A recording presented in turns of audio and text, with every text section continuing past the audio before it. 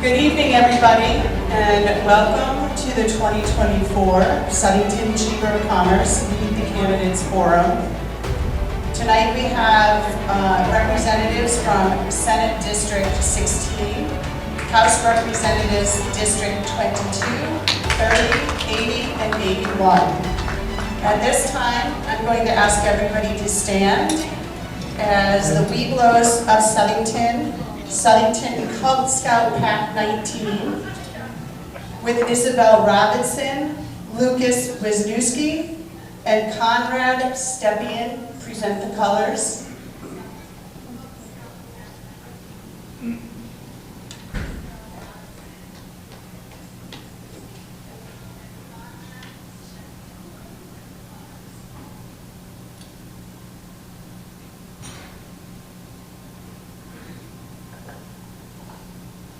And they will lead us in the Pledge of Allegiance.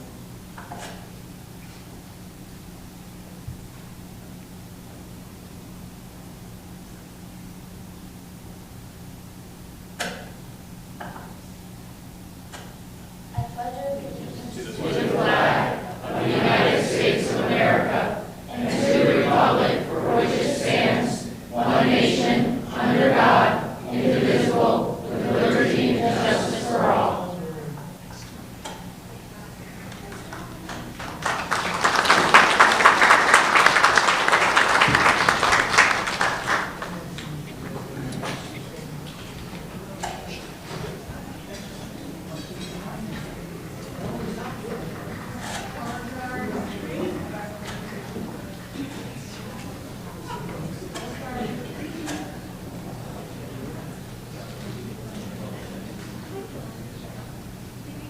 Another round of applause for our Webelos of Southington Pack 19. I would also like to take this time to recognize all veterans who are here with us tonight. It's because of your sacrifices that you have made for all of us that we are able to gather here, and we have the freedoms afforded us under the Constitution of the United States. So all veterans, please stand. Thank you for your service.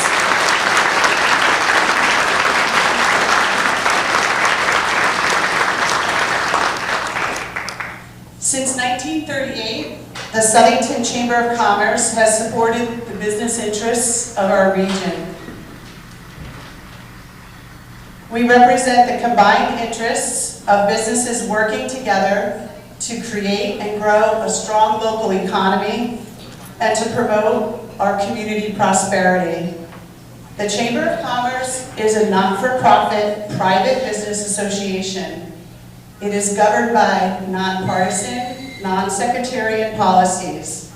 It is not a government or a municipal office, and it does not endorse any one particular candidate or party, and it does not lobby to raise dollars in support of candidates. However, we truly believe that sound leadership is vital to the success of any community. Tonight's forum is your opportunity to learn firsthand where the candidates stand on the most pressing issues affecting our community, our families, our town, our state. We would like to thank Hawks Landing and their staff for hosting us here this evening in this beautiful Bella Vista room. And we would also like to thank all of the candidates here tonight in advance for their time. They put a lot of hours into campaigning, a lot of hours into preparing, learning about all the issues that you're going to hear about tonight. We are honored to welcome back for the second year in a row, Mike Soltis as tonight's moderator. Mike is semi-retired from ESPN after 43 years as their Vice President of Communications. He is a former member of the Southington Chamber of Commerce Board of Directors, a current board chairman for Bread for Life, and he has supported many organizations and causes throughout our community, both personally and professionally.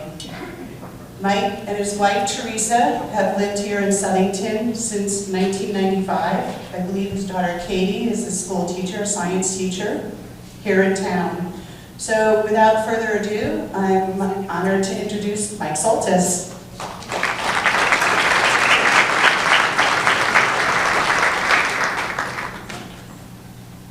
Thank you. Well, thank you, Barbara.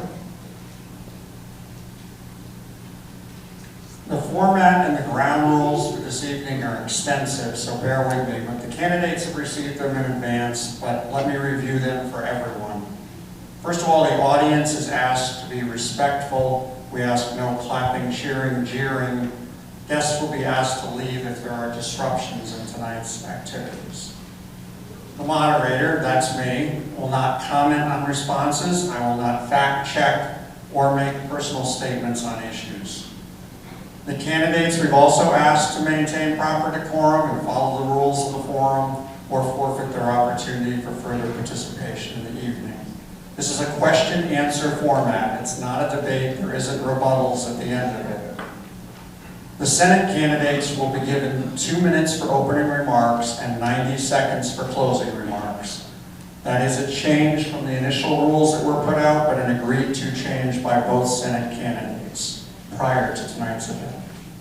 State representative candidates will be given 60 seconds for opening remarks and 60 seconds for closing remarks. Prior to the Senate and state rep portions, a coin toss will decide which party goes first. The party that goes first for opening remarks will go second for closing remarks. The Senate portion will go first. Each Senate candidate will have a turn answering the same questions before another question is drawn. There will be no rebuttals. Senate candidates will alternate who is answering subsequent questions first. During the House portion of the forum, each House district pair of candidates will receive a new question each time they approach the podium. Each House candidate will be given 60 seconds to answer, no rebuttals. During each portion, a 15-second warning will be indicated by Jenny, who's sitting right here in the front, showing a yellow card and signifying to wrap up the response. A red card will be shown when 60 seconds is up, at which time candidates return the microphone to me and return to their seats. During the House portion, sets of candidates come forward and answer a new question. This will begin for House and Senate candidates after the conclusion of the House portion. The order of the House candidates is numerical with their House district. House 22 goes first, draws a question, those two candidates answer. Then House 30, which is an unopposed race, so there'll be one answer. Then House 80, same situation. And then House 81, which has two candidates. The forum will continue to alternate this way until all questions have been answered or we reach 8:15, at which time closing statements will begin. If a candidate is running unopposed, only that candidate will answer the selected question. Candidates may not have another candidate answer for them. Candidates will make opening remarks followed by answering questions. A reminder, the Senate Q&A will conclude once 30 minutes have passed after the opening statements. So we're going to begin with the coin toss. Here it is, red and blue. Blue.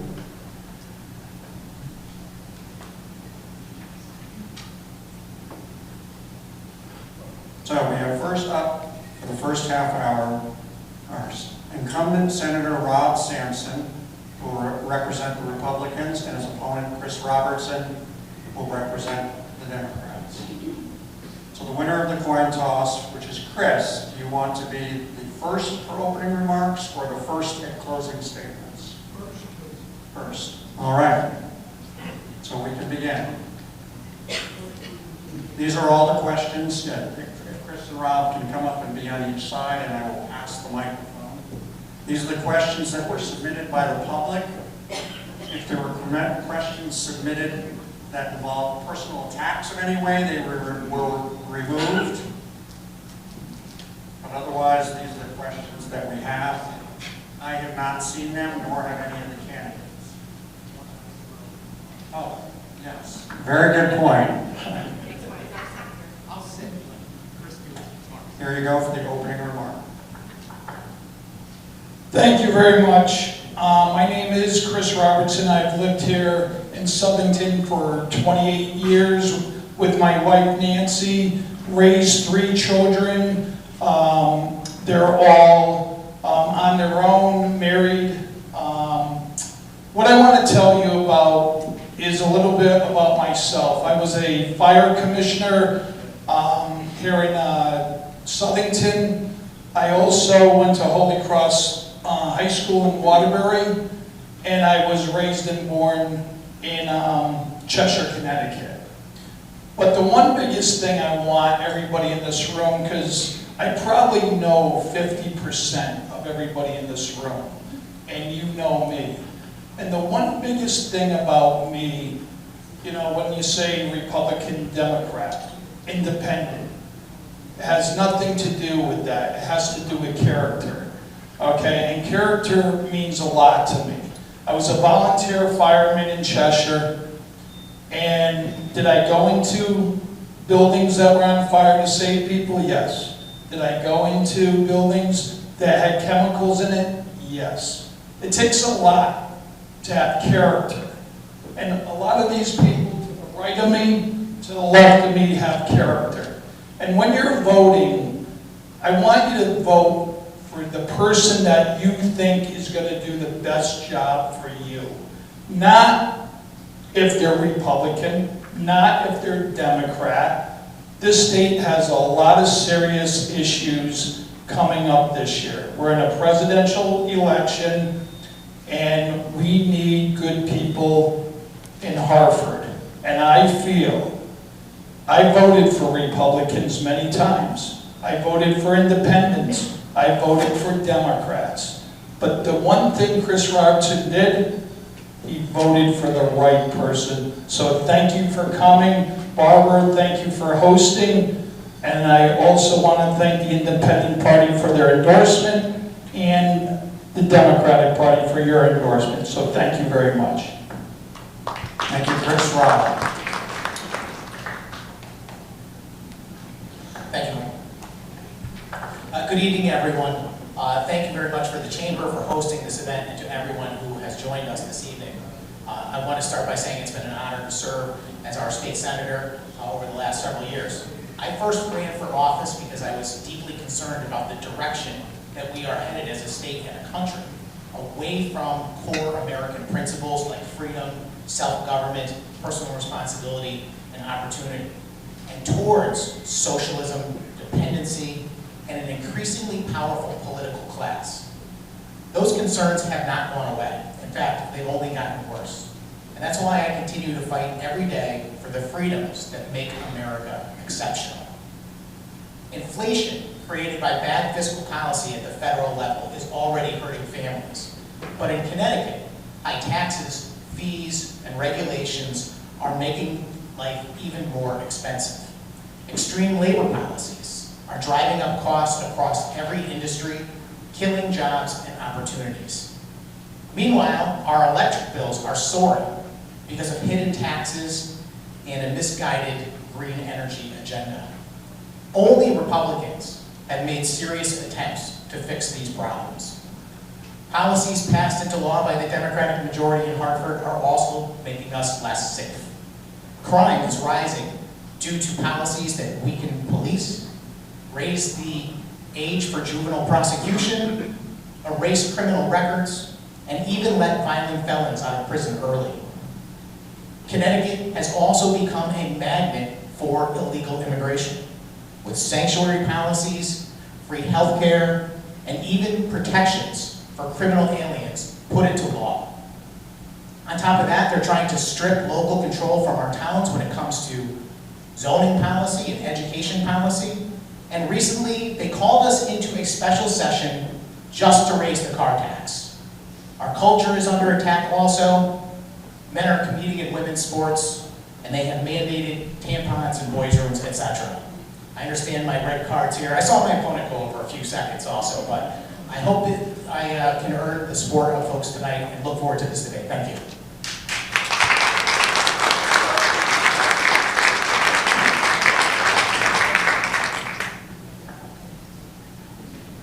Thank you, Rob. So now we go to the Q&A portion. I got a little overexcited about opening up the container, and I'm going to Any comments? Sorry about that. Bear with me while I get the script here.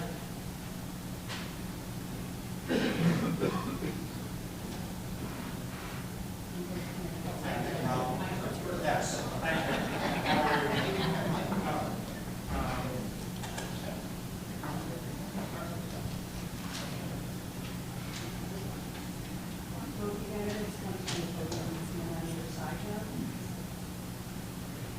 And now we flip the coin again to see who goes first on this.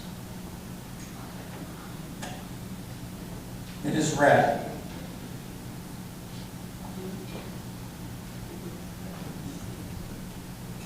You can join us on each side of the podium. I'll ask the question, and then it goes to Rob first. All right. Do you believe the state should interfere with tenant-landlord contracts and cap rent increases? Are there other professions or industries other than real estate that you believe the state should be capping fees and income? Mike, thank you. It's a very simple answer. The answer is no. One of the great things about this country is that we are a country of laws. The rule of law is what has made America so great. The idea that our laws are written down, that they apply to everyone equally, regardless of their background, and they can be understood by people. When you start to have a government that decides how to apply laws based on personalities, and we saw this a lot during the pandemic, where the government was applying all sorts of rules and regulations without authority, without laws being written. The DPH commissioner is going to decide whether people have to wear masks in certain places, or whether or not social distancing must be followed, that kind of thing. And we are seeing a big introduction into interfering with private contracts and property rights everywhere. The state legislature in Connecticut is forever trying to pass laws interfering with private contracts, and particularly in the case of landlords and tenants, and I will stand against that firmly. Chris? I would have to say yes, because when I was walking last year during my Board of Finance, a lot of people in the trailers, you know, they have these nice trailers, but they don't own the land. They own the trailer, but they don't own the land, okay? And some of the HOA fees, I think we need to protect, especially the elderly, because if there is no laws, people can start losing their home. When I ran for the Board of Finance last year, so many people said, I own the building, or I own the trailer, but I don't own the land. And I know a lot of people can get forced out of their own homes if they don't have some kind of laws behind them. And the one biggest thing is, I will fight for the elderly and the people that can't fight for themselves. Thank you.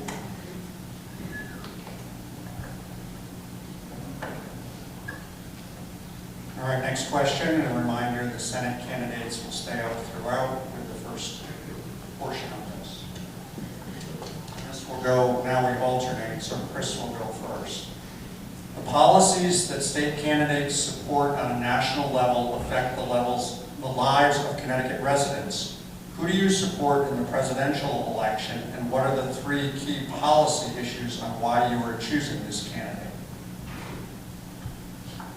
Well, I do support Kamala Harris for president, and the 3 biggest issues I support is infrastructure. We have, especially here in Connecticut, we have a lot of roads that need to be fixed, and our bridges are very, very needed to be upgraded. The biggest thing in my thing is public safety. And I believe we need to stand behind our fire departments, our police departments, our roads, and also the one thing I do believe is that we need, and I want to make this clear, when it comes to illegal immigration, myself as a Democrat, is we need more information, and we need people to stand up and make sure immigration is done right. Thank you. Rob? Thank you very much. He's not a perfect candidate, that's for sure, but I'm voting for Trump because there is no way that I would ever vote for Harris for president. Her record over the last 3 years has been a travesty. Our country is on the edge at this point. Chris mentioned the border. He's absolutely right. If it's nothing but the border, that's a reason to vote for Trump, to protect this country from what is coming. The fact of the matter is that the modern Democratic Party is not the party of Kennedy. It's not the party that worked together with Republicans during the Reagan era. It is a far-left socialist party. That is not to say that people on a local level are very good Americans, but I serve with Democrats in Hartford, and they have radical ideas. Very, very radical ideas like interfering with the private property rights of citizens and electing people who think that they have the right to decide who should win or lose in a transaction regarding a mobile home or a mobile park owner, for example. I believe in freedom and rules that apply to everyone.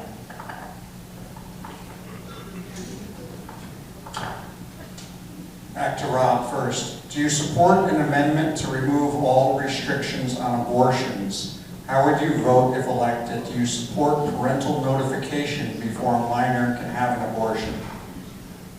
Thank you very much. I'm pro-life. A lot of people know that. I'm not afraid to say it. But as long as I've served in the legislature, I've never done anything to try and interfere with the right of women to have the choice for an abortion. However, I'm very much against late-term abortions. I believe that if we were going to establish any policies, that's the first thing I would do, is to prevent abortions from occurring in the 3rd trimester, at least not without some significant medical circumstance. And the only other thing I would suggest is parental notification.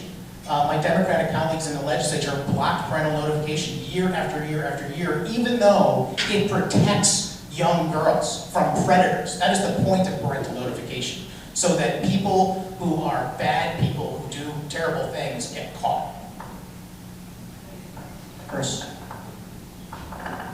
When it comes to this subject, I asked many, many women what their thoughts were. Because you know what? What I think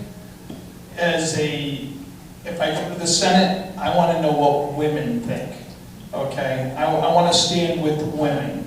And the biggest thing is, and I heard from a very intelligent lady the other night, this is between their doctor and them, okay? And when I get to the Senate, the one big difference between me and my opponent is I'm going to work with both Republicans and Democrats, and I'm going to listen to everybody, because it is very important.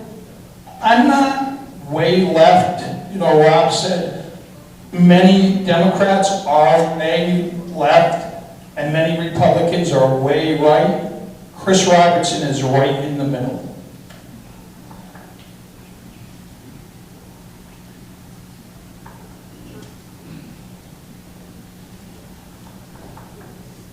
Back to Chris. Do you agree that Connecticut should be a super sanctuary state that protects criminal, illegal aliens?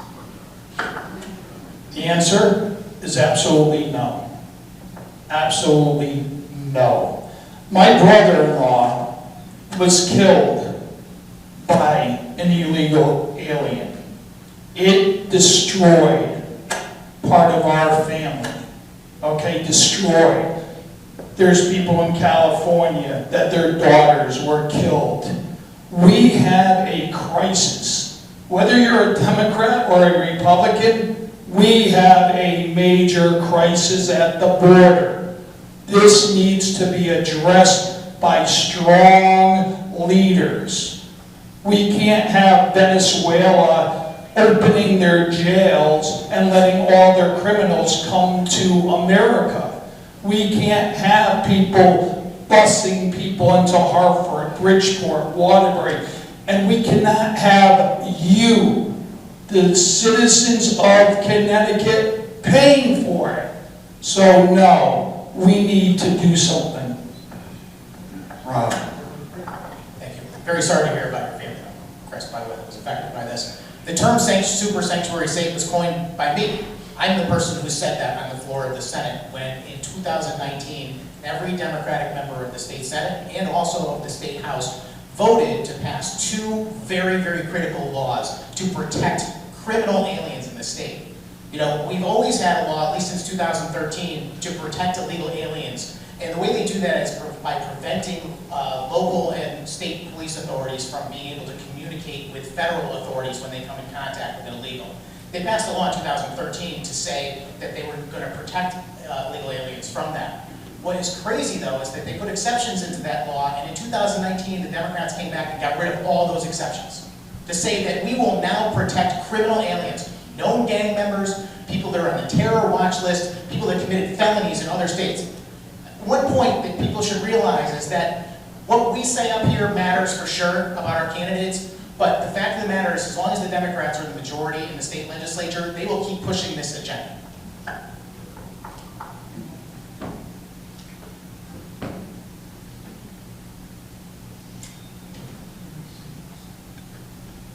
Rob, do you agree with the state baby bond program? Absolutely not. Effectively, it's welfare before kids are even born. And you're paying for it as taxpayers in the city of Southington.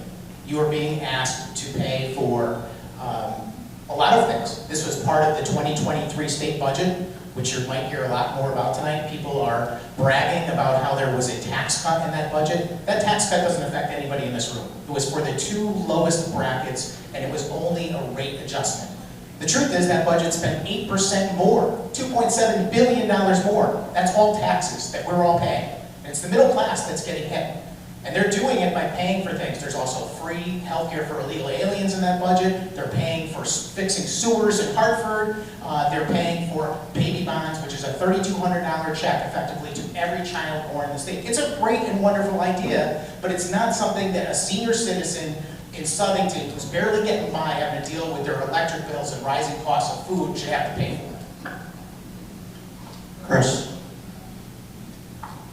I'm not too, being, not in the Senate right now, I don't know too much about this issue.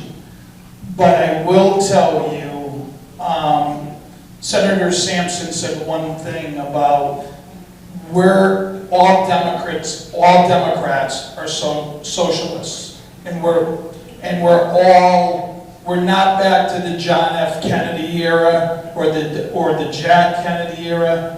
But you know what? The reason why I'm running and the reason why I go door to door is I am the old-fashioned Democrat, where I am going to work for all of you. And you know what? I want to bring back the 1960s and the 1970s Democrats. I don't want to see AOC with her way out, thinking. I want to bring back to Hartford the old Democrat style, and I think all of you do.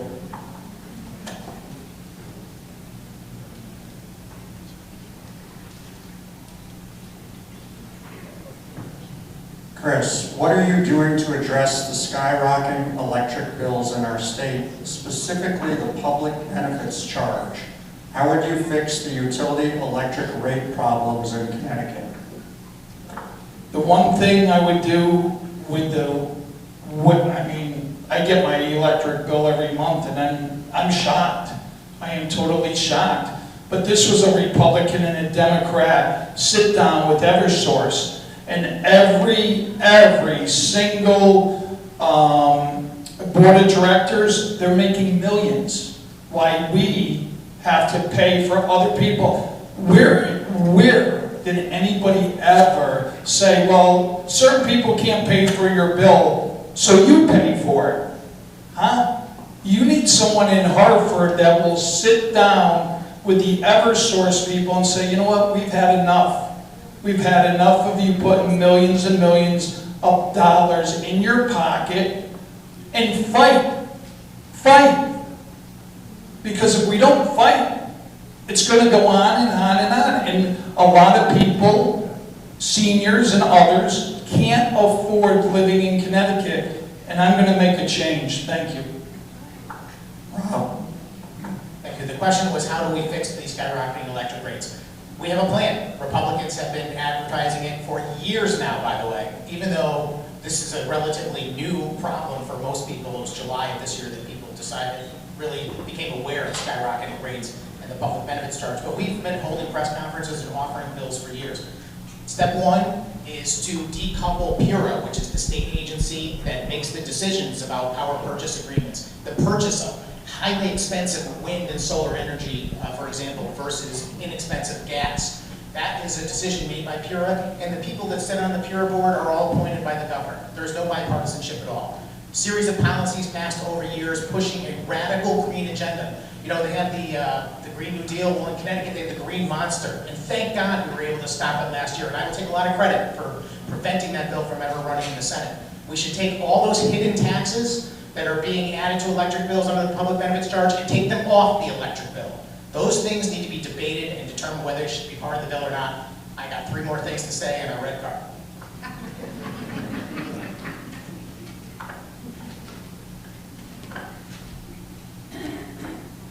Rob, did you or would you have supported the police accountability law passed in 2020? Why or why not? Many folks have said that police officers are hesitant about enforcing the law due to the Police Accountability Act. Do you agree with that sentiment? Thanks, sir. Here's another situation, again, where it's a partisan issue. I know everybody wants to say, oh, Democrat, Republican. Look, when you get to Hartford, there are debates on the floor. 80% of things we agree on. Chris and I vote a lot. Together on a whole bunch of stuff, but then there's a few things we don't, and the few things that we don't are what matters. And one of the things is the crime that is affecting this state like a cancer. And the police accountability bill was one of the worst things passed. They brought us into a special session for this. The bus was being driven by some far-left urban lawmakers who wanted to effectively be soft on crime and handcuff police officers, and they passed this bill. I was proud to say no. I got up and spoke on the floor for half an hour against it, and I led the fight to try and prevent it that year and ever since. You can add to that they've gotten rid of police chases, consent searches, letting violent felons out of prison early. They're erasing criminal records. They're raising the age for juvenile prosecutions, as I mentioned. Every year, there's a new law to be weak on crime and make it so there's more crime in our state. It's bad. We need to change it.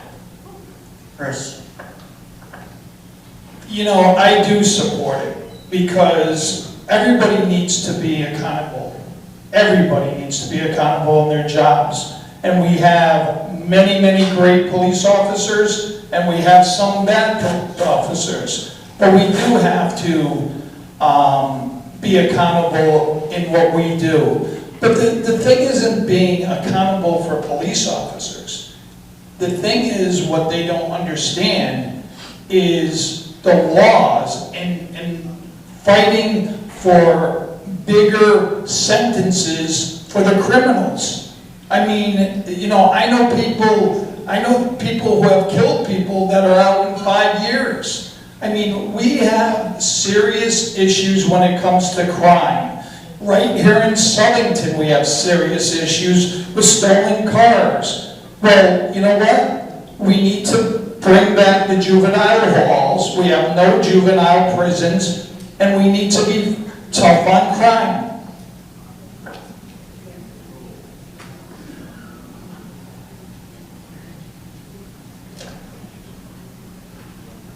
Chris, do you believe that there should be a stop to all pending and future proposals to expand fossil fuel infrastructure in Connecticut?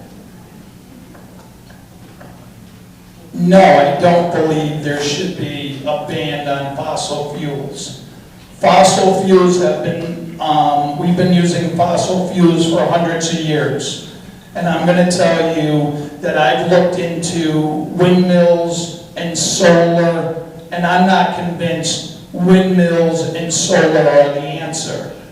There are answers out there. There are things coming out that can maybe reduce fossil fuels, but for right now, I believe fossil fuels still need to be used. Thank you. Rob? Yeah, I believe we ought to actually try and expand the amount of natural gas that we get in the state. We are limited right now because we purchase our natural gas that has to travel here through a pipeline from both Pennsylvania and Canada. And of course, you know, you have an issue with the size of that pipeline and the ability to get that natural gas here.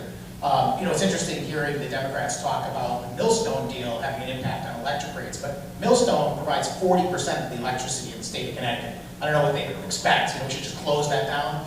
That's the future. The future is more modern types of nuclear facilities and finding ways to get clean natural gas to the state of Connecticut.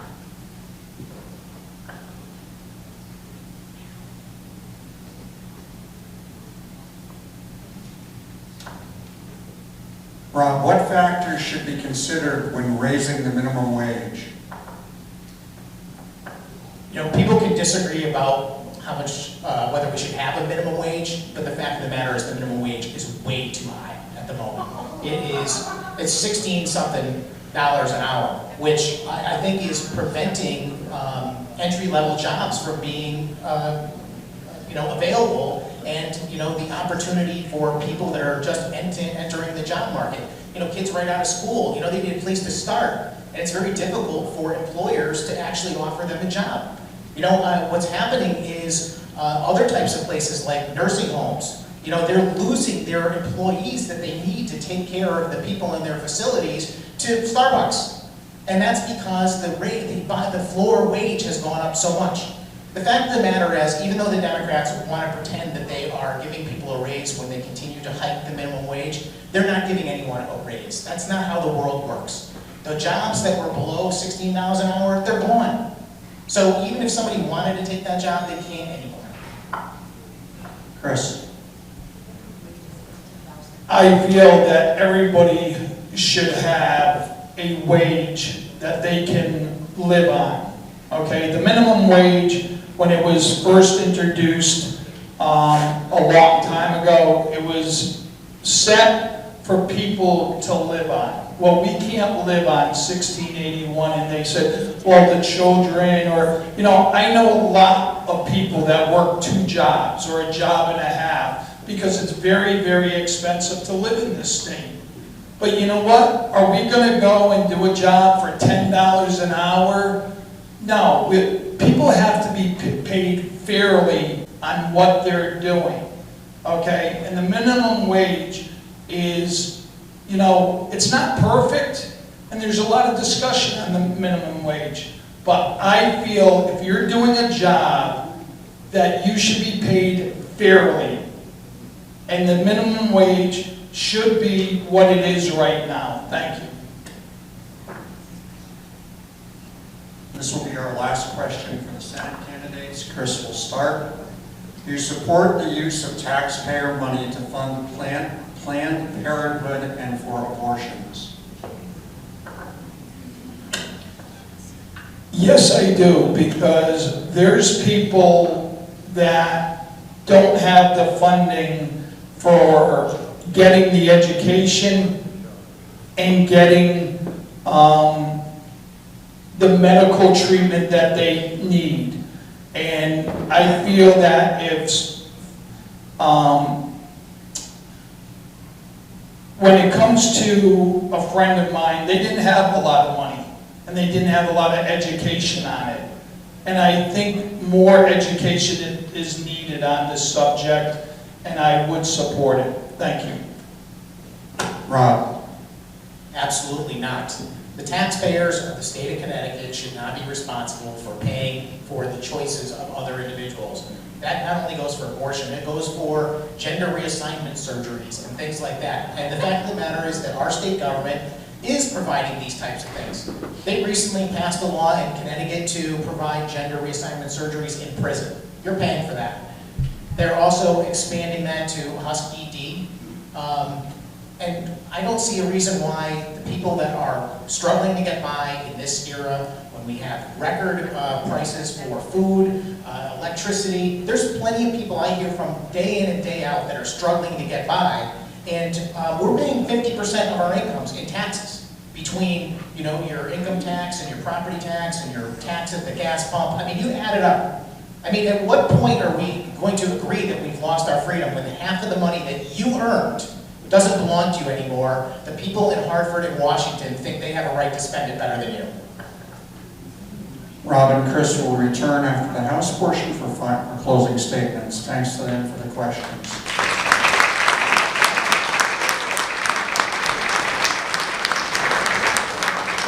We will now begin the House portion. It will be a coin toss to decide who goes first on opening remarks for House candidates. If red, the Republicans go first. If blue, the Democrats go first.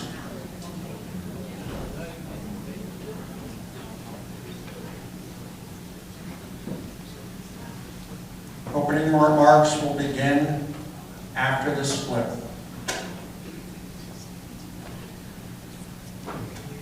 It's blue.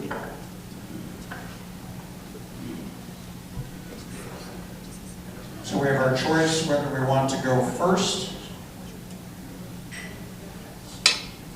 And we go in the, again, we have 2 Democrats on the House candidates, 4 Republicans. But we go in the number order, which would begin with Rebecca Martinez in House 22.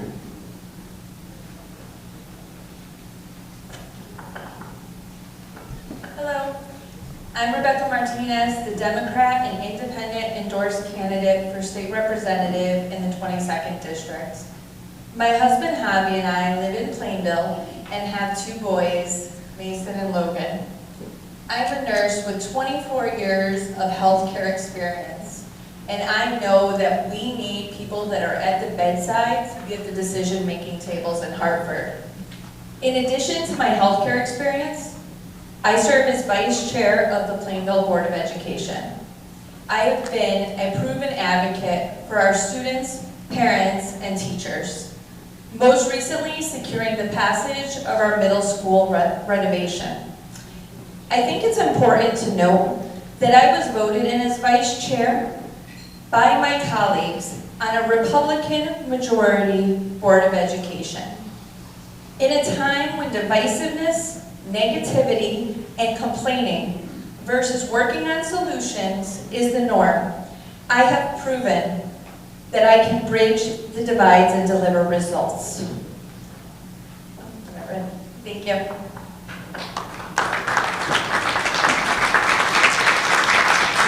Now from House 22, on the Republican side, Francis Pooley.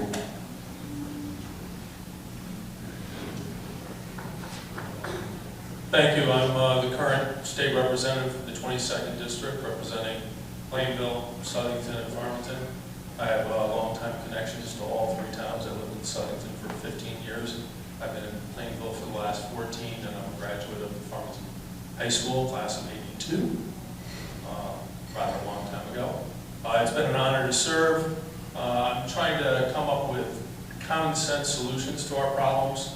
One of the big problems with politics today is we have politics by need, in which we don't look at the unintended consequences. Where is this policy that's going to be passed? How it's going to affect us down the road? A lot of times there's economic considerations that are not taken into effect. So we've got to really think these problems through, and that's what I try to do in Hartford. I think I've got a pretty good reputation for it. I'm a former college dean and professor, and it's been a pleasure to be state representative.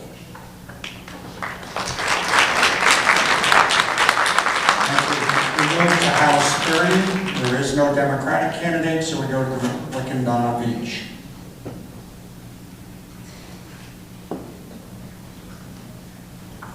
Good evening, everybody. I first want to thank Barbara for allowing us to share our experiences with everybody, and thank you all for coming and spending some time with us. I'm Representative Donna Beach, representing the 30th District of Southington in Berlin.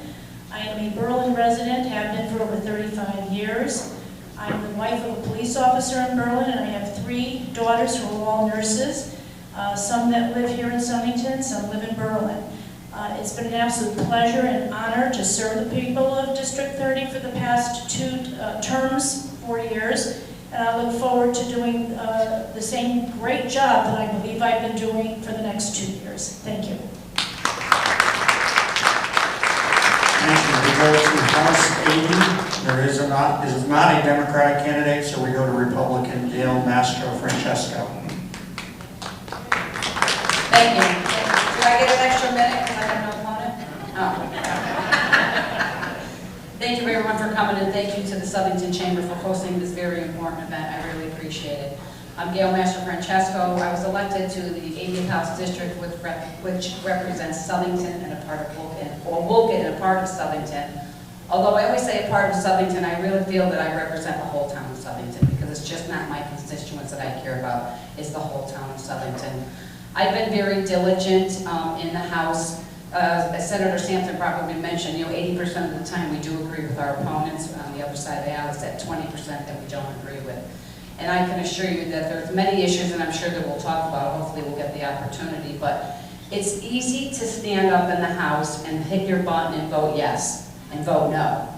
What really matters is getting up on that floor and taking a tough issue and debating against it. That's what really changes policy. As I said, it's easy to get up there and hit that button and vote no, but actions speak louder than words, and I think people want leaders and not followers. But I thank you for the opportunity tonight. Thank you. Returning to House District 81 and Democrat Chris Poulos. So we go to Jim.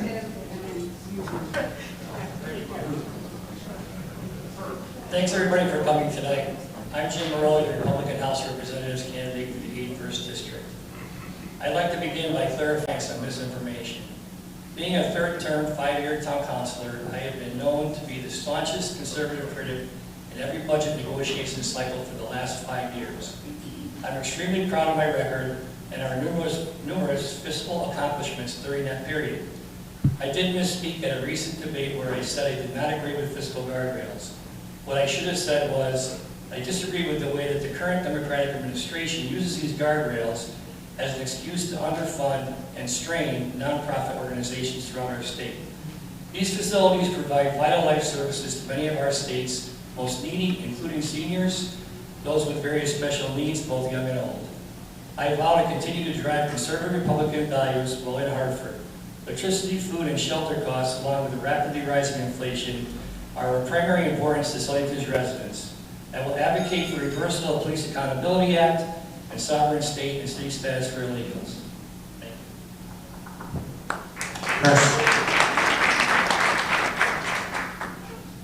Hi, I'm State Rep Chris Poulos. It's nice to be here tonight. I'm looking forward to the conversation.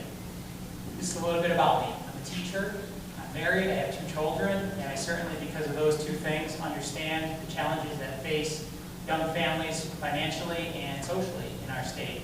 My parents live in town, they're seniors, they're on fixed income, I hang out with them and their friends, and I understand concerns about affordability for people on fixed incomes. The way I've done my job to address these perspectives is to have a common sense approach to serving in the legislature. I'll say this, I'm an independent Democrat. What that means is I'm an unashamed moderate. I vote issue by issue for what's best for our town. The Independent Party saw that in me, and they gave me their endorsement. This evening, we've already heard, and we'll hear some broad generalizations about what Democrats and Republicans stand for. I want you to be vigilant. I want you to, when you listen, I want you to remember that I'm the Democrat from Southington, not from Washington. I'm not the evil person in Hartford that's going to do something bad to you. I'm the Democrat from Southington who's been proud to deliver for this great town. Thank you. Concludes the opening statements, so time for another coin toss. It will decide which party answers first. The red for the Republicans, the blue for the Democrats. If it's red. And again, we go in numerical order from the districts that they represent. So the first question will go to Republican Francis Cooley of House 22, followed by Rebecca Martinez.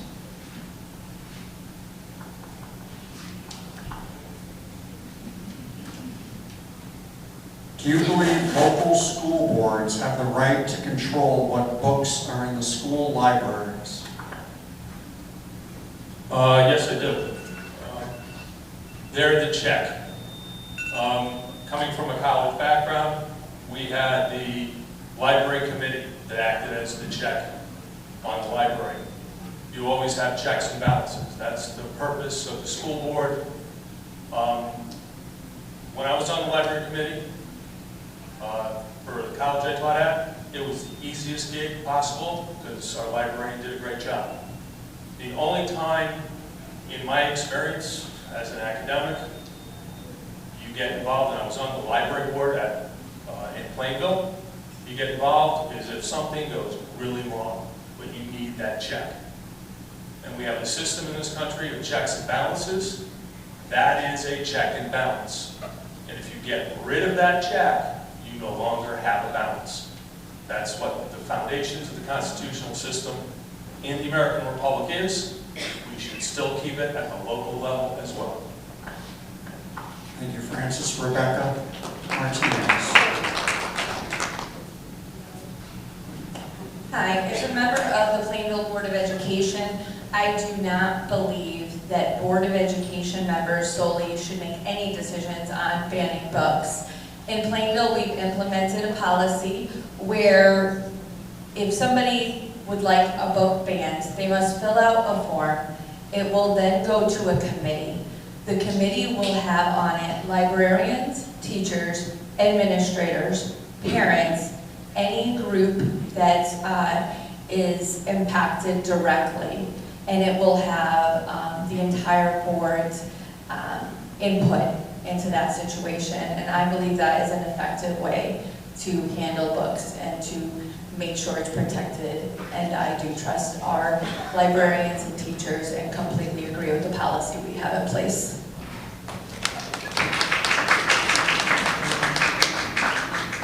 Thank you. The next question will go to House 30, the lone candidate, Republican Donna Beach.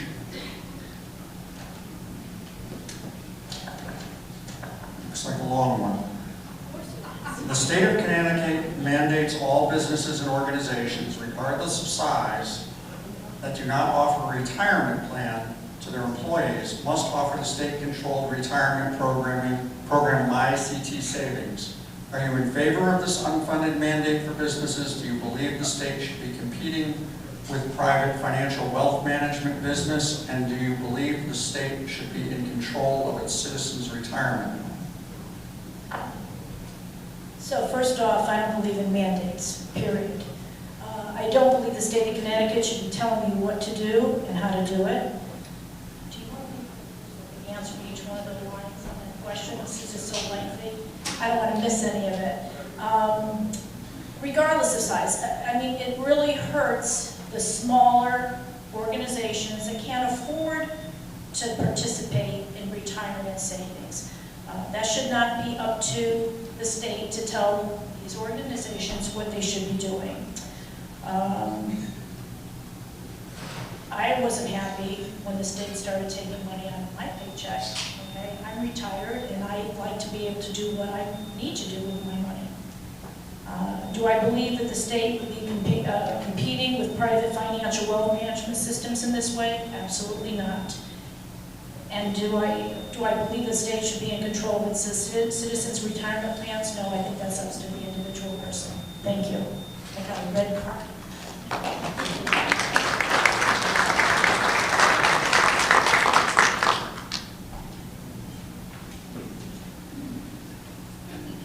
Next question to House 80. Unopposed, Gail Mastro-Francesco. Trafficking has become a huge crisis across the globe and has reached every corner, including Southington. What can be done to prevent human trafficking in the state of Connecticut? Thank you for that question. Yes, human trafficking, sex trafficking, obviously is a very big problem. We really need to enforce the laws that we have on the books here, and there has to be some way to catch these people. You know, as Senator Sampson was saying earlier about abortion, parental notification, there was a lot of people sex trafficking, and they're coming into Connecticut, because Connecticut is a sanctuary state for abortion. With parental notification, you would be able to catch these people. These predators must be caught. It is a big problem. Anything that we can do to curb that problem certainly would be a benefit, but absolutely enforcing the laws that we have on the books here. And a lot of illegal immigrants and aliens are coming into this country and obviously coming over the border, sex trafficking children, bringing them into Connecticut. It's a serious problem. Definitely more needs to be done on that. Thank you.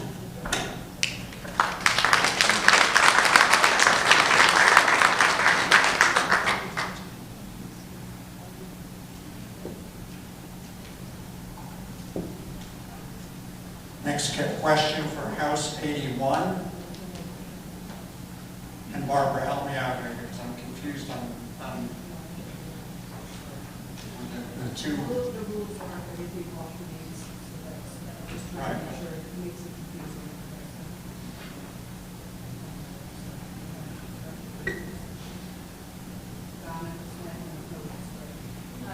Yeah.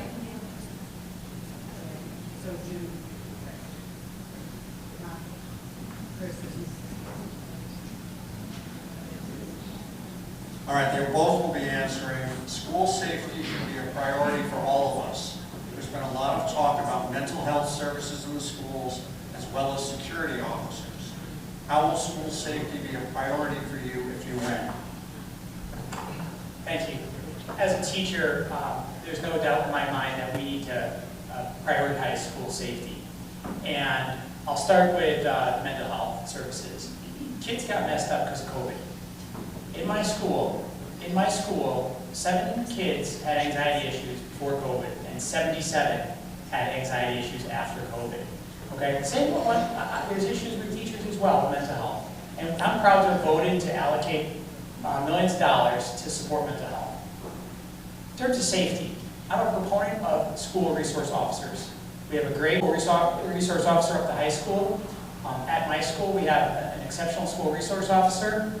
These police officers are not policing in a school. They're reaching out to kids that might be disengaged. They're making sure they stay on track, and and sometimes they're saving them from making poor decisions. I think that's the first line of defense, the first thing we have to focus on when we think about school safety, along with secure doors and protocols. Thank you. Jim. Thank you. I also agree that we need to increase the safety of our students at school. I also agree that student resource officers are a good option. And I think that we need to do a lot more with technology, whether it's locked doors, bulletproof glass, whatever it is, scanners. I think that we have opportunities to enhance the security of all of our schools in town and in the state of Connecticut. Thank you.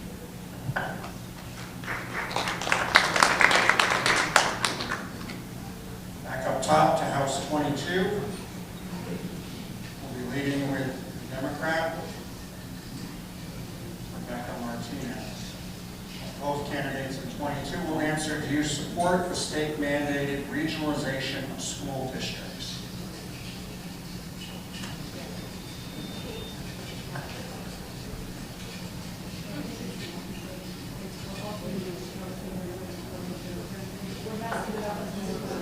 Francis. Simply no. Each town, each part of Connecticut has different issues. We go to these kind of regionalization doesn't necessarily work because you have different industries, especially when you're dealing with, you get into vocational tech or VOAG. Each area of the state that has VOAG has different needs. The school system, the local school system is best to solve those problems and decide what's best for the students and to prepare them for their futures. Regionalization is just creating a bigger bureaucratic system that is less responsive to the local needs of the local community. So I'm against regionalization of the school systems.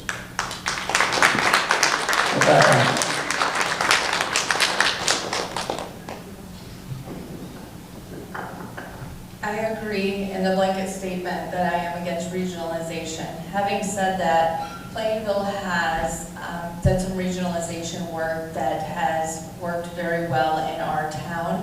We share a number of resources between our town and our Board of Education. We've been able to cut costs effectively that way. So I do believe some areas we can expand and regionalize, but I do not believe that it's for every area.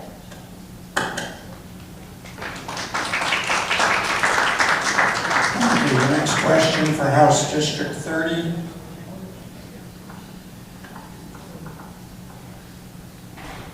For Donald, what is the state of Connecticut's current budget? Is it balanced? If not, how do you propose to change it? I certainly don't think it's balanced. In terms of changing it, we need to do a lot of cutbacks, a lot of reductions. There's programs, there's a lot, let's put it this way, there's a lot of fat in it, okay? There's programs that are out there that should not be there, they should be eliminated. We need to tighten our belts and we need to live within our means, just like we do at home. And the state is no excuse. We do need to stay within the guardrails that have been established, and basically not run with an open pocketbook that we really can't afford and we really can't support. Thank you.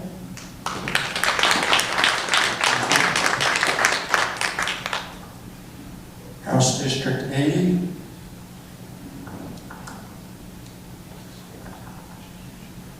Gail, did you or would you have supported the clean slate and erasure of criminal records passed in 2021? Why or why not? Thank you, great question. As we see, there was a lot of problem with crime here in our state and actually across the country. I absolutely did not support a clean slate bill, and I certainly never would. I believe that if you are going to commit a crime, you should be held accountable, and you should finish out your crime, pay your penalties, and at some point we do have a process in place where you can clean your own slate, and that is by going to the board. And you can request it, you can put a letter in, you can go through the whole process to do that. But the state of Connecticut come in and wipe out all of these charges for people. There are some very serious offenses that were wiped away. It's a very serious problem. Absolutely would not support it, and actually I think that bill should be repealed. Thank you.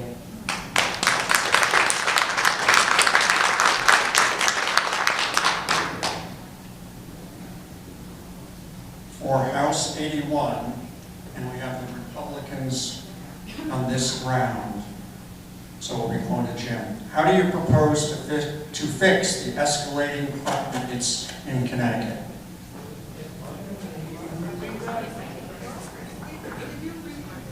How do you propose to fix the escalating crime rates in Connecticut?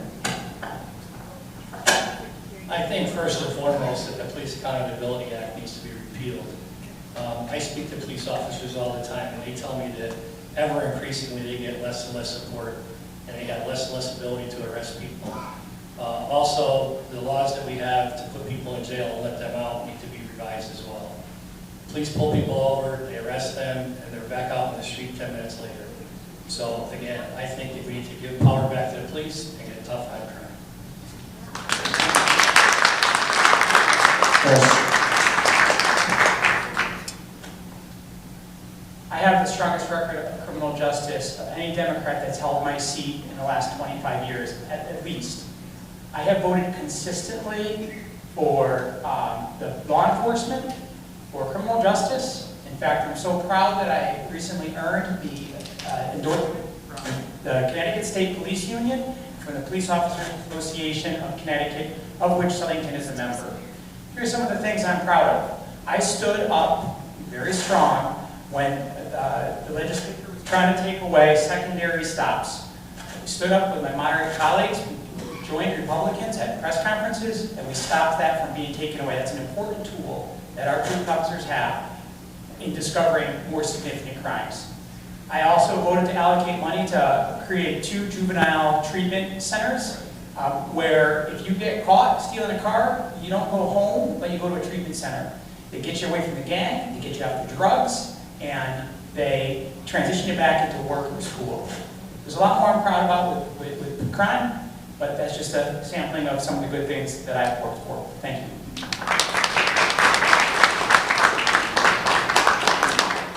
Thank you, Chris. A new round. We go back to House 22, and the Democrats, and where there are the Democrats, they will lead. So Rebecca will be first in House 22. Do you believe the state should mandate electric vehicles over gas vehicles? Can you tell us where the electricity that powers electric charging stations comes from?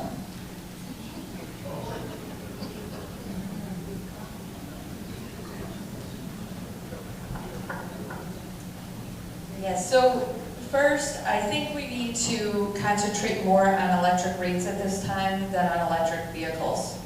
Having said that, at some point, the dealerships will only be making electric vehicles. We do need to prepare for that. In order to move forward with electric vehicles, we need federal government to give us the funding needed to create the infrastructure. We need for electric vehicles, we need the federal government to give us the funding needed for the infrastructure. This should not be on the backs of ratepayers. And I do want to point out that I would not have agreed with my opponent. Rep. Cooley voted for Senate Bill 7. Senate Bill 7 was a bill that that sponsored taking out,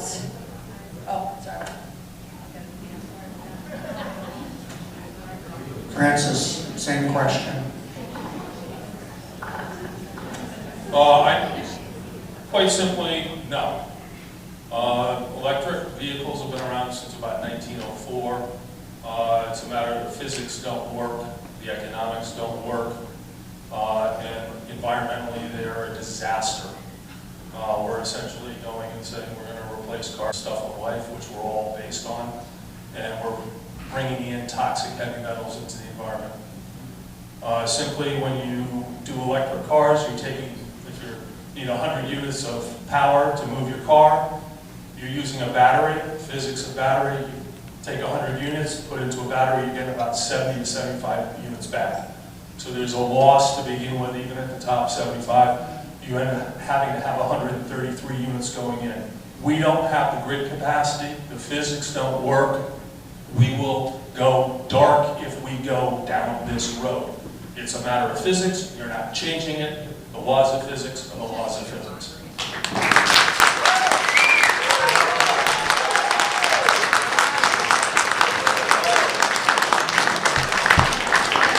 As we stated up top, please keep the outburst to a minimum. We go to House 30. Donna, do you support policies that offer benefits like health care, driver's license, reduced tuition, etc. to undocumented persons living in Connecticut? Absolutely not. I think that you have to pay your own way. The undocumented citizens should not be entitled to any of the privileges that we, as law-abiding, tax-paying citizens, do. Thank you.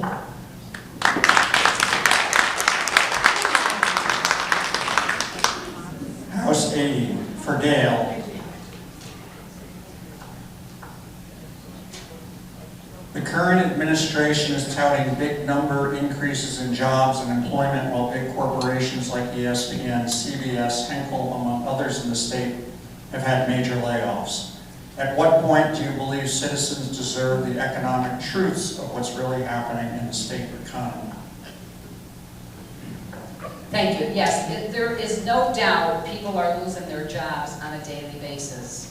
I don't believe a lot of numbers that actually come through. Just look around you to see how many people are on unemployment. And a big problem and the big reason for that is because we have so much regulation put on businesses. There are so many mandates put on businesses. We have a minimum wage that is very high that are actually, you go into the store, you'll see that robots, Stop and Shop, a robot is taking away a job. We have self-checkouts because these businesses cannot afford to pay for their employees. Every time we make bad policy that affects a business, we lose an employee, and that's a problem. That really needs to be fixed. Thank you. For House 81, Chris is first. Are you supportive of the fiscal guardrails that Governor Lamont has demanded regarding the Connecticut state budget? I sure am, and I'm committed to adhering to those guardrails for the next session and for future budgets. Here's the reason why. For 20 years, we spent recklessly in this state. In 2017, we put these guardrails in place, and since then, we've paid down $8.5 billion in debt. When you pay down debt, you free up interest payments that you would be paying on that debt. It's generated hundreds of millions of dollars that we could use to fund our budget, so we don't have to tax the people in our state. Also, if the fiscal guardrails require us to save for a rainy day, COVID money's gone. We might hit volatile times. We have 18% of our budget, our $52 billion budget, in a rainy day account, so that we can lessen the impact, and we don't have to have a rate hike when we have volatile times. It's a smart way of budgeting. It's a long haul, and it's going to get us out of the 20 years of reckless spending. It might take us 10 or 15 years to see the impact, but it's the smart way to go. Thank you. Thank you. As I stated earlier, I am in favor of guardrails. I said I was a conservative, and I am a conservative. I think the big issue here is that the current administration raised this budget this year $2.9 billion. And part of that money was $80 million to go to repair the Excel Center in Hartford. More money was going to fix the sewers in Hartford. Why do the Southington taxpayers have to put the bill for that? So again, I'm not against guardrails. I'm against prudent spending and doing the right thing. The next round, Republicans will be going first. So we're going in House 22. Francis will get the first question.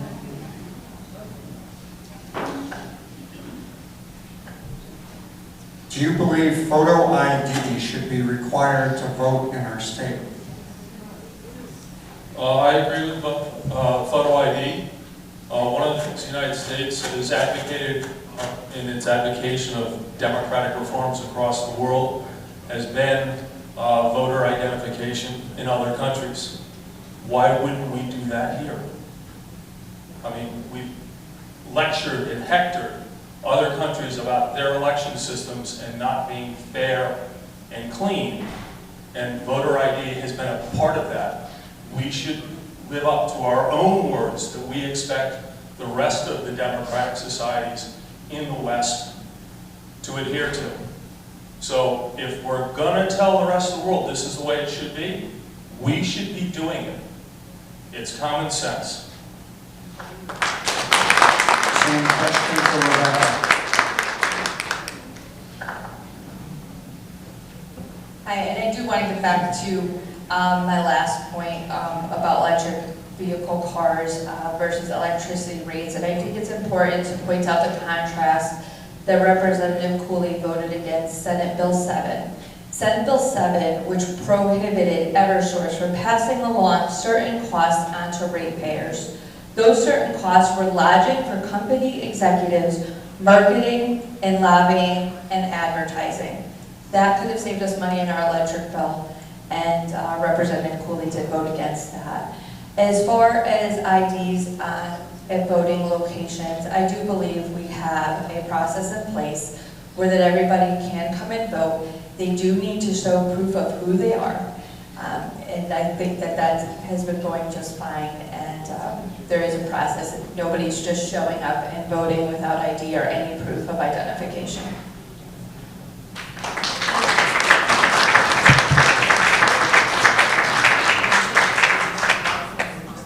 House 30.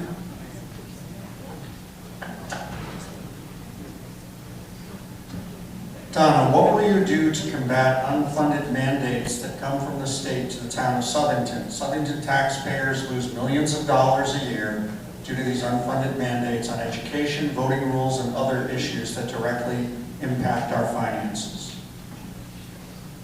Well, certainly, I don't believe in mandates, especially unfunded mandates. I think that in order to prevent that from happening for the town of Southington, or the town of Berlin for that matter, that I need to make a vote against these type of mandates. So, I mean, there's no other way to fight it but to vote no.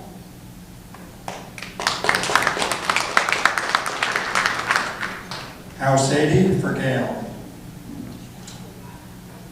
What are your thoughts on the current state economy?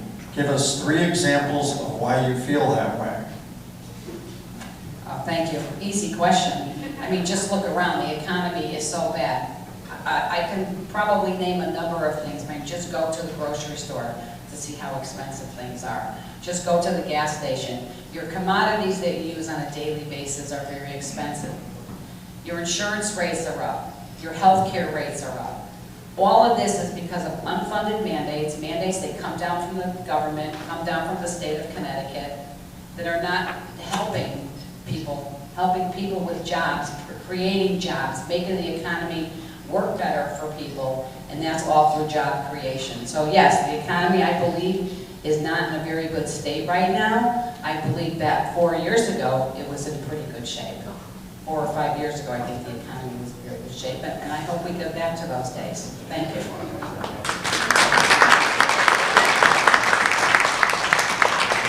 House 81.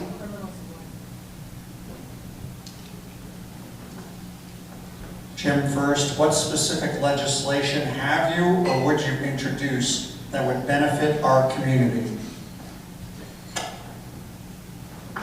Well, on the state level, I haven't introduced any because I'm a first-time candidate. However, I can tell you that I'm very concerned for our town regarding preservation of open space is one big thing. Obviously, keeping our taxes low and balancing our budget has been a top priority. And those are the 2 top things that I can think that I would continue to try to push through Hartford. Same question for Chris. Since Memorial Day, I've been to nearly 8,000 doors, and every door I've been to, whether they were Democratic, Republican, Independent, young, old, person of color, white, people are telling me that we have issues with the traffic and the accidents on our highways. I announced this week to introduce the I-84 traffic safety corridor, a corridor from Waterbury to Britain, where we have enhanced awareness. That might be signage, it might be a social media campaign to make people aware of good driving practices and issues that might happen from bad driving practices, and also increased enforcement. I would work with the DOT, I would work with the Transportation Committee leadership. I've already talked to one of the co-chairs, both co-chairs, and I worked with the state police, of whom I'm endorsed, to determine what the best measures we could put in place for enforcement and awareness. This is a priority for me, and I will certainly introduce it when reelected. Thank you.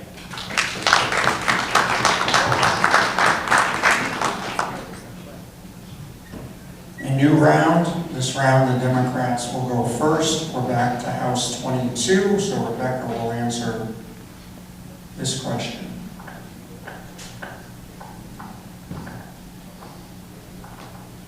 Healthcare. Do you believe in government-controlled healthcare? Why or why not?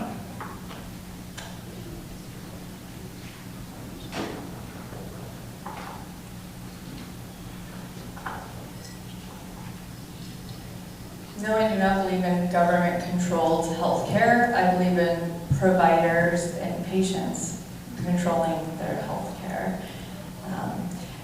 I believe that as a nurse, I have seen firsthand all of the things that my patients are struggling with and their loved ones as they try to manage their healthcare every day. Between numerous doctor's appointments and trying to keep track of it all, family members are really trying to manage their loved one's healthcare, and it's hard enough for families, let alone my seniors that are stuck to do it on their own. My patients have also struggled with costs of healthcare, and they're having to decide between prescription medications and groceries. So in Hartford, I will champion healthcare accessibility and affordability. Same question for Francis. Regarding government-controlled healthcare, I oppose it. When I was a graduate student at the University of Maine in Orono, I literally made my living off of Canadians coming down to Portland to go to, Bangor General, because they'd come down for their orthopedic surgery, because if they're getting a knee replacement, 54, 8-year waiting list, By the time they got to the point of getting the surgery in Canada, they were no longer eligible because they weren't going to put a 30-year part in somebody whose actuarial table said they were going to only live for another 14 years. That's what happens when you have government-controlled healthcare. You end up with the National Health Service in England, where it's rationed.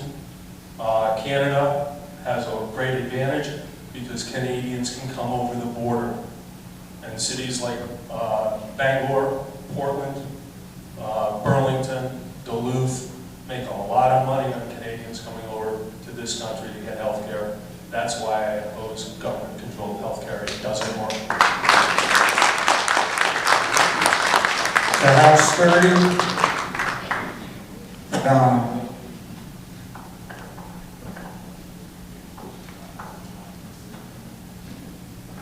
Would you support removing health and retirement benefits from collective bargaining agreements for public employees and instead have the legislature determine them?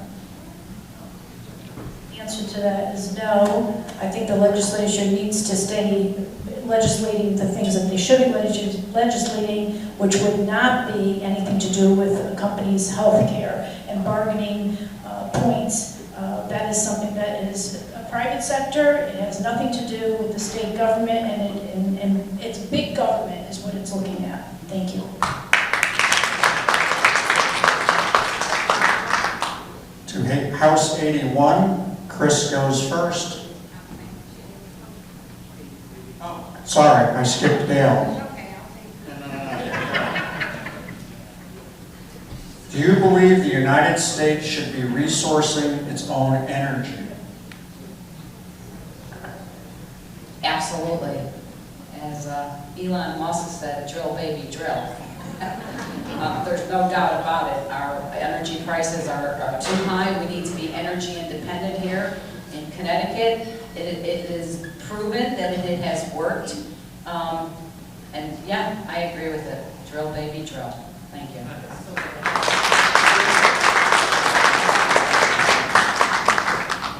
Now to Chris in House 81. Do you support the Second Amendment? I support the Second Amendment, but I do support it with regulations. I've never owned a firearm, but when I don't know about something, I ask people. The first person I asked about the Second Amendment was my dad. And I said, Dad, he was a lieutenant colonel in the Army. He said, Chris, think about it. You drive a car, you need a license, you need a safety class, and you need to register that car. He said, same should be true with firearm ownership. You drive a school bus, you need a different license, you need a different safety class. And during the last legislative session, I was invited up to the Southington Sportsman's Club. I went up there. They said I was the first Democrat to ever go. I listened.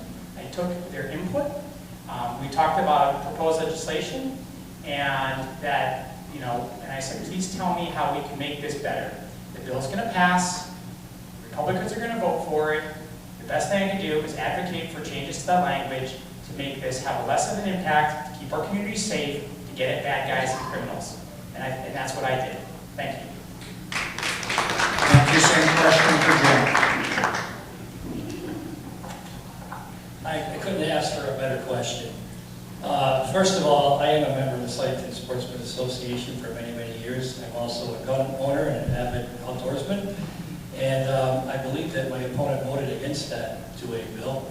I am in favor of all gun owner rights. My feeling is that guns don't kill people, people kill people. And I do believe that we have a major mental health crisis on our hands. I think the government needs to do more to curb that situation. Law-abiding citizens register their guns, they get licensed, they go to safety courses, you keep them locked, they're not committing crimes. And so again, I think we all have that right, and I believe that 99% of the people follow the laws and do it right. It's the 1% that causes problems. New round, the Republicans will go first. So House 22 will be Francis Cooley first. Do you agree with allowing striking workers to receive unemployment? Simply no. That's what the strike fund is for. every union member has money taken out of their dues that goes into the strike fund. And that's the responsibility of the union to manage that strike fund for when they have to go on strike. It's not the job of the taxpayers to take on that responsibility. That's the union leadership. And if there's a problem with the union running that fund, then the union members need to go after the leadership and say, we want to hold you accountable. We've been paying into the strike fund. Why isn't it available for when we need it? It's simple as that. They have a strike fund. It comes out of their dues. It's to prepare for if they have to go on strike. What's the money being used for? Why is it now all of a sudden, and we've had unions for 100 years, why all of a sudden are they going, we need unemployment? Strike fund's there for a reason. Any questions for Rebecca? Yes, I do believe unions should be able to collect unemployment while striking. We've had more situations come up recently where healthcare providers and nurses have had to strike due to unsafe patient ratios and staff ratios, putting themselves and their patients at risk. And that is not their fault. So when they have to step away from their jobs for unsafe patient ratios, they should be able to be taken care of as far as unemployment benefits go.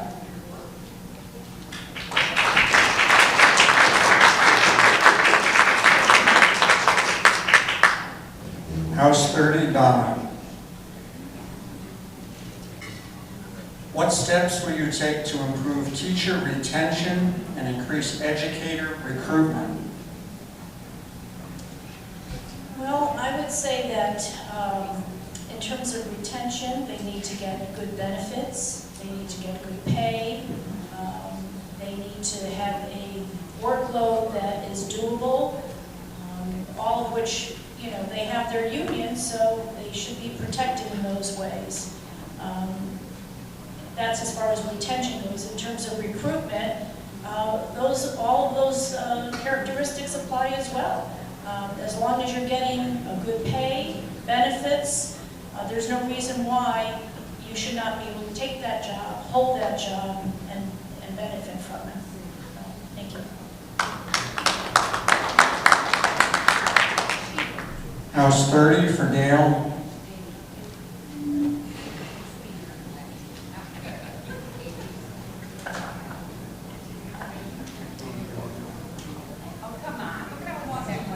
Connecticut's Constitution currently allows absentee voting if a voter cannot vote in person for reasons such as absence from their town on election day, sickness, or physical disability.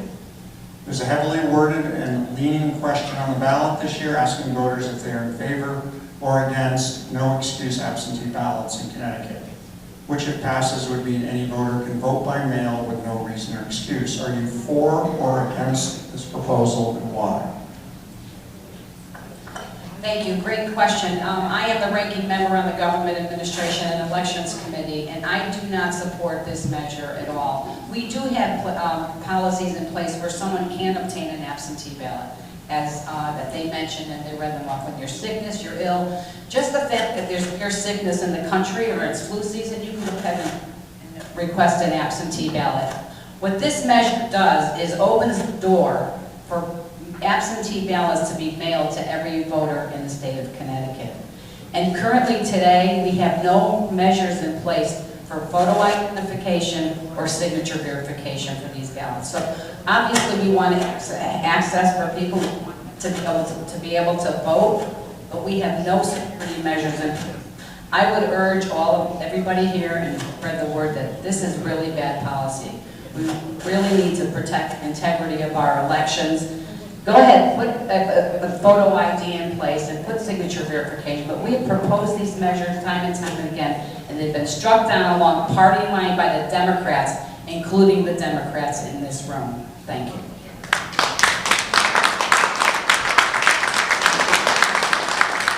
House 81 with Jim going first. What do you think of transgender athletes competing in school sports, particularly biological men competing against girls? Do you believe parents should be prohibited from sending their teenage children to counseling if they're confused about their sexuality?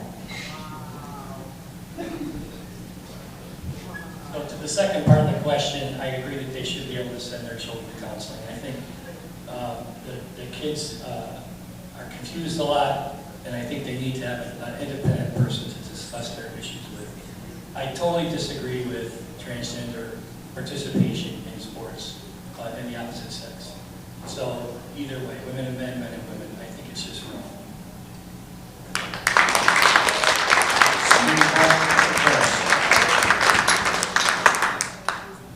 I think it's physiologically unfair.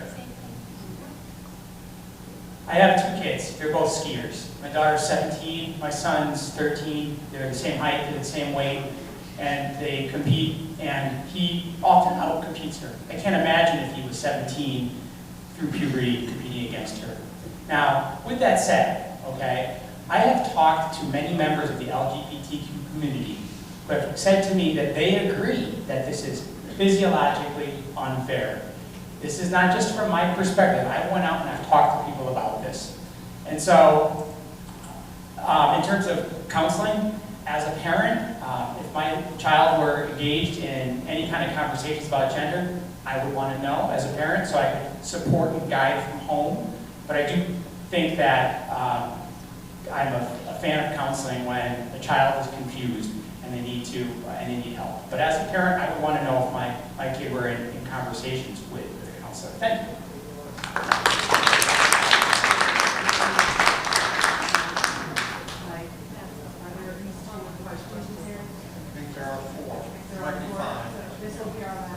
Yes, last round, and the Democrats will go first.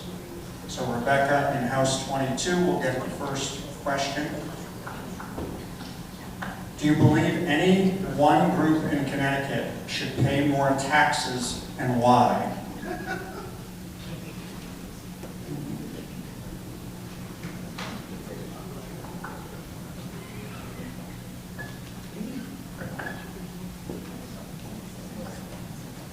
So with taxes, one thing I definitely want to touch on, that I didn't get to touch on tonight, is our ALICE community.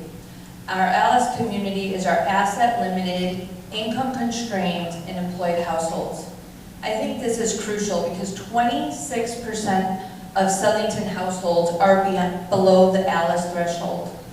These are working family households that earn just above poverty level, so they do not qualify for public assistance, but cannot afford basic costs of living.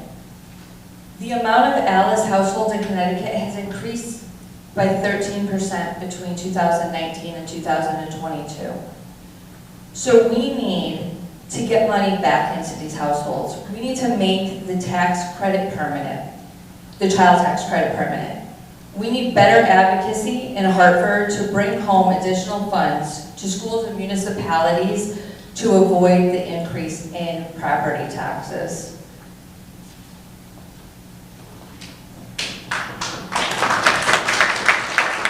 Same question for Francis. It depends on what you define as group. I mean, we do the income tax, we've got layers, so some rates are higher for higher income.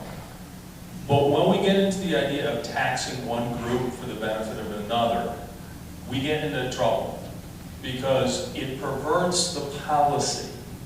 Because it becomes where people are thinking, well, the other guy or the other woman is paying for my benefit. In the end, it removes portions of the population from considering the full economic impact of the given policy. So once we get into going into, I want them to pay for this policy for me, we forget and ignore the unintended consequences of that policy. Everybody needs to know, what are we raising the taxes, how much is being raised, and what it's going for. When we think somebody else is paying, we don't ask those questions and we get bad policy.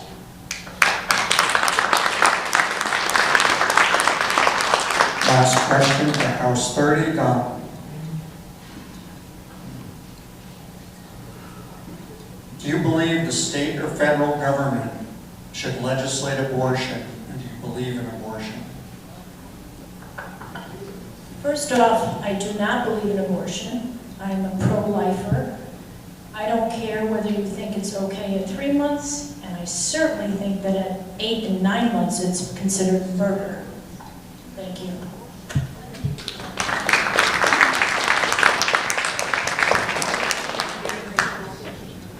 Last question for House 80, Gail. Do you believe that climate change is the greatest current threat to mankind? Thank you. No, I do not think climate change, because I don't think we have a real issue with climate change. Obviously, we all want clean air, we want clean water, we want our streets to be clean. Those are all natural things. But listen, they try to predict that the climate is going to change in so many years from now. The weatherman can't even predict the weather in a week. And I'm serious. And yet we're supposed to predict what's going to happen. What I do think the biggest threat for us really is the size of our government. Our government has become way too big. They are too involved in people's lives. The government is running citizens, and it's supposed to be the other way around. That is what I consider to be the biggest threat. Climate change, like I said, listen, we all want clean air, we want our streets clean. Our cars today are running much better than they did years ago, so I don't really think climate change is an issue, and I certainly don't believe it's a man-made issue, as they claim. Thank you. Last question of the evening, House 81. Chris goes first. Do you believe the state should be able to set or cap prices for specific products, including healthcare, housing, or snow shovels?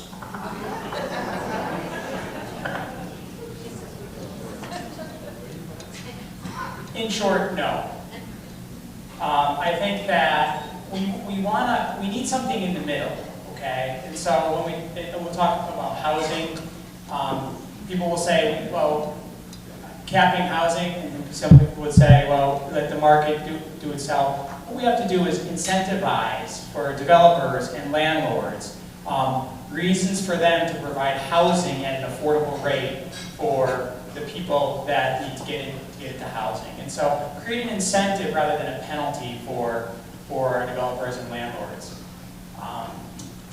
In healthcare, I think we need to be creative with healthcare. One of the things I've stood behind were insurance plans where groups of small businesses could get together and pool their employees to offer a more affordable rate. And so I think that that's a different way of offering health insurance to lower the rate. It's good for businesses, it's good for the employees. I don't know about snow shovels, but I would say I'm going to pass on the snow shovel. That concludes the question round. Now we invite the Senate.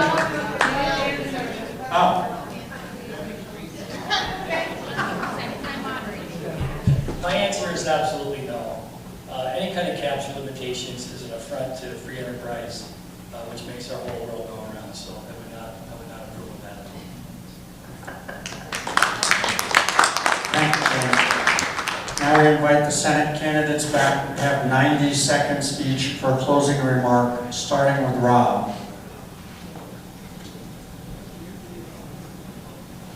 Thank you, Mike. Really happy to hear the answers on price gouging because it's actually a law in the state. And I recall that being voted on a few years ago, and I think I was one of only a handful of people that had the courage to vote no. So it's a different story about what you do when you're actually under the gun in the legislature.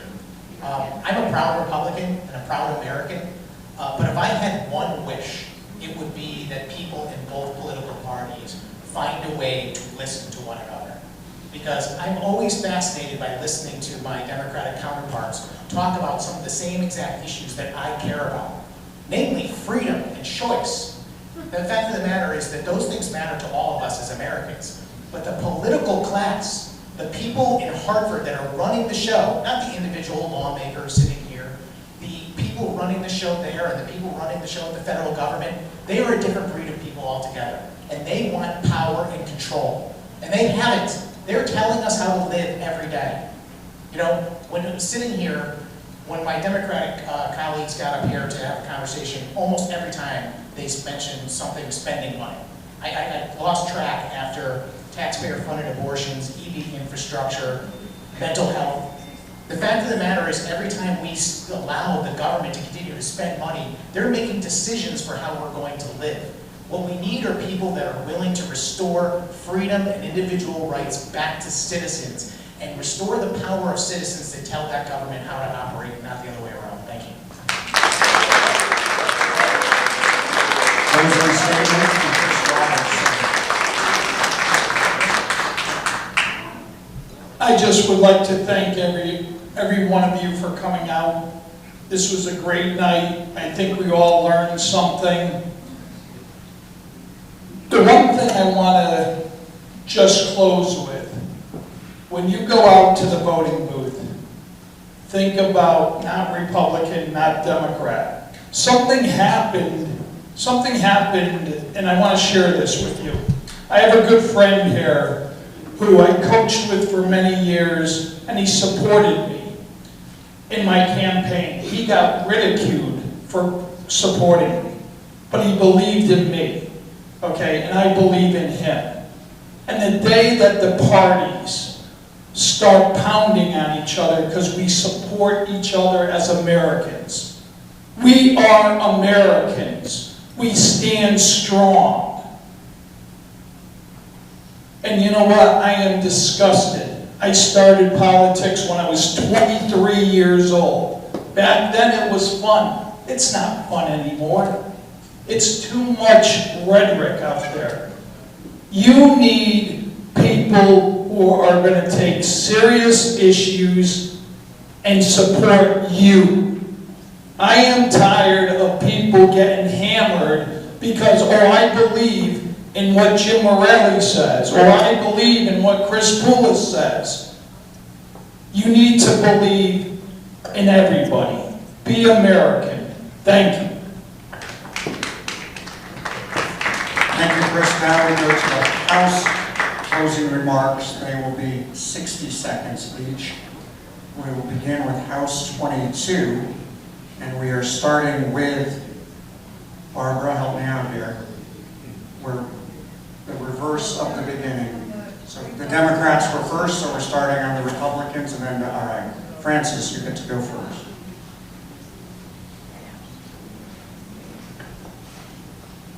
Thank you. It's been an honor to be here tonight. One of the things that you learn quickly when you go to Hartford is a lot of the bills are jammed together. So we get bills like Senate 7, which contains components from a lot of other bills that have gone through committee. And one of the things you have to do is you've got to go through and decide, is this portion that I don't like, that bad part of the bill, outweigh the good part of the bill? Essentially, are you going to drink the punch and take the turd with it, or are you passing the punch? And that's part of the job. You got to look at the whole thing and come to a decision. I hope that you realize after tonight, I try to think through the problem and come up with the best solution. That's what I promise to do if I'm sent back to Hartford. Thank you. Thank you, Francis. His opponent, Democrat, Rebecca Martinez. Rebecca. Thank you to everybody for being here tonight. I just want to emphasize my commitment to our communities. As a nurse, I will be a champion for patient advocacy, healthcare affordability, and accessibility. I will always support a woman's right to choose, and am pro-choice, full stop. As Vice Chair of the Plainville Board of Education, I have studied the Board of Education budget line by line, and know that we need to secure more funding for our towns to address student needs without burdening our municipalities. As a mom of 2 boys, I certainly understand the issues with cost of living, especially the grocery bill in my house. I know as the next state rep, I will bring my healthcare, education, and leadership experience to Hartford. I will bring your voices along with my great determination and ensure solutions that put our community first. Thank you. Thank you, Rebecca. Now, the final comment from House 30, Donovich. I'd like to thank everybody for coming out this evening and spending some time with us. I am honored and privileged to have served for the District 30 for the past 4 years. I look forward to another 2 years. I will continue to fight for affordability, public safety, education, and all the things that really matter. I will look forward to any questions that any of you have. Please feel free to reach out to my office and vote Republican. Thank you. Thank you, Donna. Final comment from House 80, Gail Mastro-Francesca. Thank you, everyone. A couple things I want to emphasize. Election this year is not about personality, it's about policy. Yes, we have great opponents here, they're very nice people, but I don't agree with them on a lot of policy. Maybe 80% of them they know, but 20% I don't. It's all about policy. The Democrats have run this state for over 40 years. 40 years. So anybody out in the audience that is feeling, I'm not in favor of this, I don't like this is your opportunity. There is no such thing as a so-called moderate Democrat. Because as I said, it's easy to get up there and hit your button, but I dare you to get up on that House floor and debate it. Because I assure you that every one of my colleagues here on the Republican side has stood up on that House floor and have defended every single person in this room about bad policy. So I tell you that it's not about personality, it's about policy, and that's what matters. Thank you. Now, House 81, Morella. Thanks everybody for coming out tonight. I, like Rex, am honored to be here. You heard a couple of times that our opponents claim that they're moderates and that they're proud to be endorsed by the independent party. And the independent party is not actually independent. In fact, it's now an anti-Trump party requiring all prospective candidates to sign a pledge undermining Trump. Democrats in control continue to support illegal immigrants, they turn a blind eye to crime, and they continue each year to limit police officers' ability to do their jobs. They raise your taxes and ignore your concerns. Put more Republicans in office and we'll fight for you. Thank you. Thank you, Jim. Final comment from Chris Poulos. Thank you. I don't serve in Hartford because it's easy. I do so because it's hard and I need to do the right thing. I am proud, we talked a little bit about policy, and I'm proud of some of the policies like the fiscal guardrails that were unanimously approved. I'm proud of the bipartisan budget, of which we heard a lot about tonight, that 80% of the elected Republicans in Hartford voted for. And I just found it easy. I found it interesting. We heard a lot of comments about moderates and independent party. Just today in the Connecticut Mirror, Minority Leader Candelora said, people in tight elections have to be moderate. They have to vote their district. And if all of you were paying attention 2 years ago, I was in a pretty tight election. And since that time, I voted my district, and I am unashamed of it. And about the independent party endorsement, look, I worked hard for that. There was a new set of rules. I visited every independent house in January in the snow. I talked to those voters. They wrote letters to the chairman of the party and supported me because they believe in me. That's about hard work. And just because they changed the rules, or they had a pledge, didn't make me get upset and throw my bat down and leave the playground. Thank you. I'm proud to serve the 81st District. I look forward to serving another term. Thank you to all 8 candidates for joining us tonight. Thank you to the audience. We made it through. Thank you to Hawks Landing for hosting us. The Chamber, Barbara, Jenny for doing the work here to get this all together and representing the businesses in our community.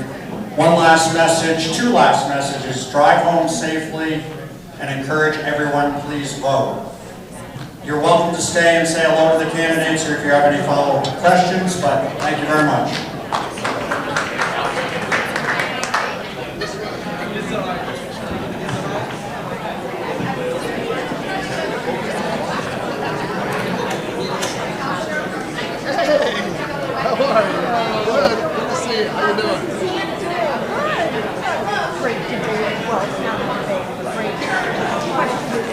I thought so.